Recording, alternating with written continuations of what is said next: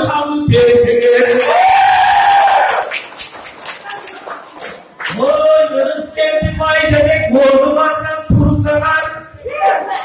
O mende yakınında büyüden yer boğduman kalsalar.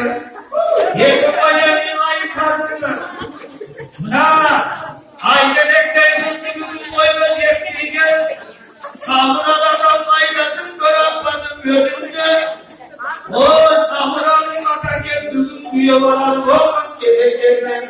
Gemi büyüyorlar mutlu olsuna. Samuralım kasar.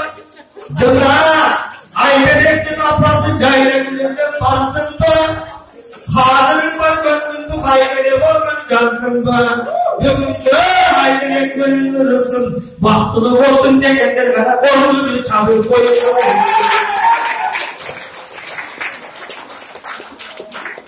Bunun gereğini atarken o parmağın olsun diyede bulata böyle gibiyken bulaşılan paylaşıp alandan gibiyken